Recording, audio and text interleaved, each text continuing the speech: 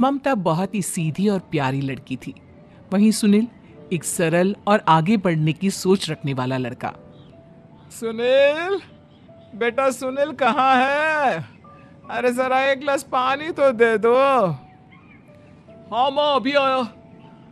क्या माँ, पानी तेरे सर के पास ही तो रखा है। क्या हो गया है, तबीयत खराब है क्या? अरे नहीं नहीं, वो उठने का मन ही नहीं कर रहा था, तो देखा ही नहीं। वैसे क्या कर रहा है? यहाँ बैठना मेरे पास। माँ पढ़ रहा था।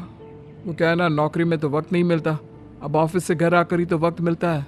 अच्छा अच्छा ठीक है, पढ़ ले जा बेटा। सुनील पढ़ लिख कर और आगे बढ़ना चाहता था, लेकिन माँ की तबीयत खराब देखकर सोचता है कि शादी ही कर ले।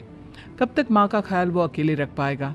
तो एक दिन, माँ ये ममता है, मैंने इससे शादी कर ली है। तुम्हारी तबीयत भी ठीक नहीं रहती, तो मैंने सोचा शादी कर लेता हूँ। घर संभालने वाली और तुम्हें संभालने वाली कोई आ जाएगी तो अच्छा रहेगा। माँ अचानक से सामने बहू देखकर हैरान रह जाती है।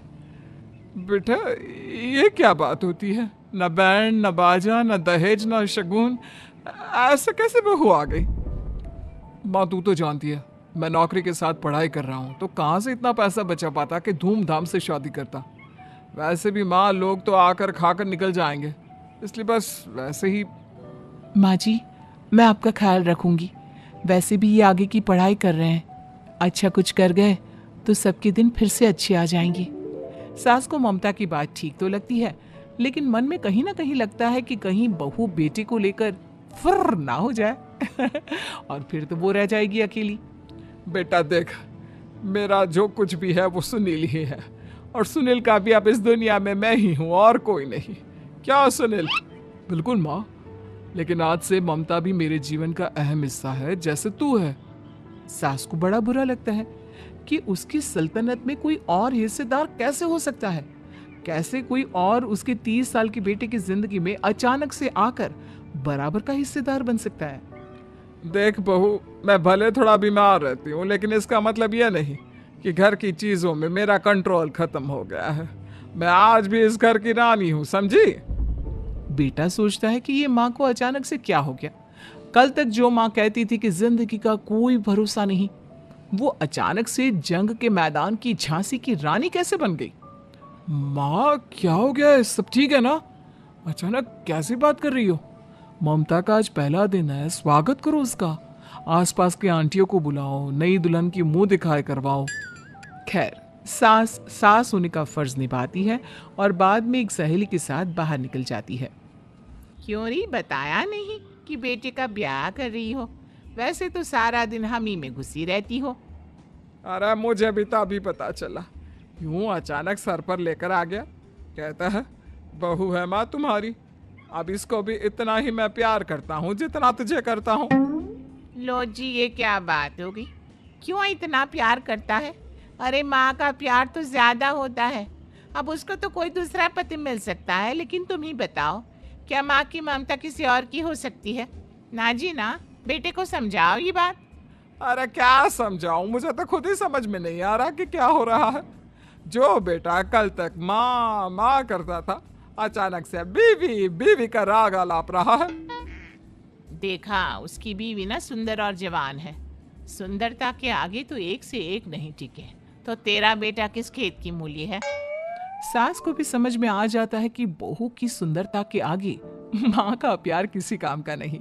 उधर बीवी, ए जी, अम्मा जी सहेलियों को छोड़ने गई थी, अभी तक आई नहीं, हम देख आए क्या?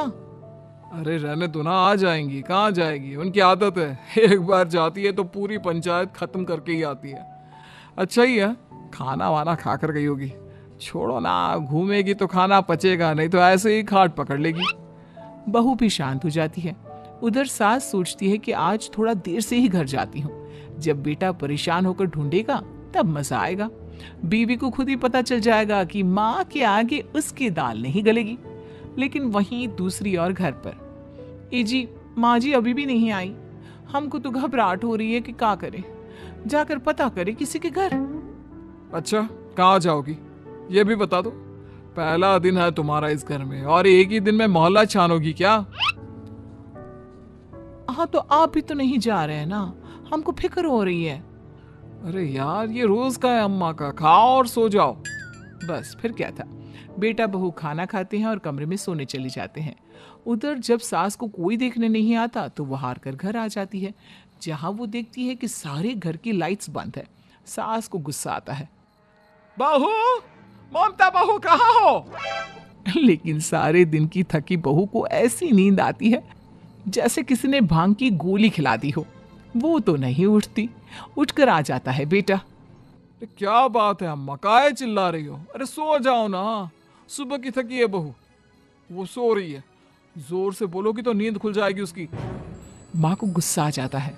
फिलहाल तो सो जाती है, लेकिन मन ही मन ढेर सारा जहर बहू के लिए भरा होता है। सुबह बहू चाय बना रही होती है कि सास धीरे से गैस तेज कर देती है, जिससे चाय का बर्तन जल जाता है। और जैसे ही बहू चाय का बर्तन उठाती है, उसका हाथ जल जाता है। मेरा हाथ जल गया। वो जोर जोर से चिल्लाकर इधर उधर भागती है कि सास थोड़ी देर में उसके हाथ में पानी डाल देती है। हाय रे बहू, क्या कर रही हो? पहली बार रसोई छुई हो क्या? सासू माँ गलती से गैस तेज रह गई थी और बर्तन जल गया, जिससे मेरा हाथ जल गया। हाय रे, कितना गंदा दाग, छी छी छी छी, मुझे तो उल्टी आ रही है तेरा गला हुआ मांस देखकर। तू ना मुझे अभी साथ से खाना मत लगाना। बहू भी खुद का हाथ देखती है तो उसे भी रोना आ जाता है। कुछ दिनों के बाद सास की सहेली आती है, बहू चाय बनाकर लाती है। उसके जाने के बाद सहेली कहती है, बहू की सुंदरता ऐसी है कि कोई भी दीवाना हो जाए। वैसे तेरे बेटे का क्या हाल है? अरे वैसा ही है, बहू के पीछे लट्टू। क्या करूं, कुछ समझ में नहीं आ रहा। मैंने तो बहू के चेहरे पर दिवाली के पटाखे की चक्री फेंक दी, उसका पूरा चेहरा जल गया। अब देखो ना रही सुंदरता, और ना ही अब मेरा बेटा उसे पूछता है। अरे अब तो वो उसे छोड़कर दूसरी भी देखने को बोल गया है मुझे। बहू सारी बात सुन रही होती है। आंटी एक बात बताइए, क्या भरोसा है कि दूसरी सही आए और आपके अनुसार रहे? देखिए आंटी, मेरी सासू माँ को गलत बात सिखाने की जरूरत नहीं है। हमारा परिवार साथ में खुशी से रह रहा है। देख बहू, मेरी सहेली की बेइज्जती ना कर, वही अच्छा रहेगा तेरे लिए, समझी? बहू नहीं मानती है। वो बार बार उनकी सहेली को घर से निकल जाने को कहती है। तभी सास की सहेली पास के चूल्हे से लकड़ी लाकर बहू के चेहरे पर लगा देती है। बहू जोर जोर से रोने लगती है। अरे ये क्या कर दिया? मैंने कहाँ किया, ये तो तूने किया। तू ही नहीं चाहती थी कि बहू बेटे के साथ रहे, भला मैं क्यों करूंगी? मैं तो चली, निपटो अब। बहू रो रही होती है, दर्द से चिल्ला रही होती है, लेकिन सास उसे डॉक्टर के पास नहीं ले जाती। तभी पति आता है। क्या हो गया ममता? ये दाग कैसे लगा? तुम कैसे जली? ममता कुछ नहीं कहती, बस दर्द से करा रही होती है। पति माँ की तरफ देखता है। हो ना हो माँ, ये पक्का आपका काम है। आप ही ममता से जला करती थी ना।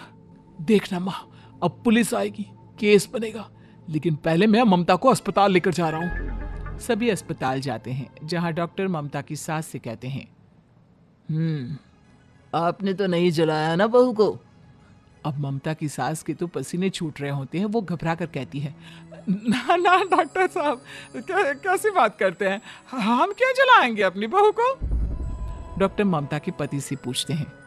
देखिए, क्योंकि ये ससुराल में जली है तो मामला पुलिस का बनता है, तो आप पहले पुलिस को बुलाइए, तभी इलाज पूरा होगा।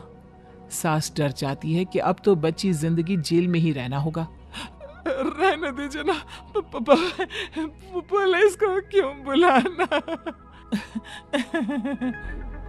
सारी हंसी खत्म हो जाएगी जब पुलिस के डंडे पड़ेंगे। बहू को जलाना भले ही बहुत आसान हो, लेकिन उसके बाद सारी जिंदगी जेल की हवा खाना। सास डर जाती है। पुलिस आती है।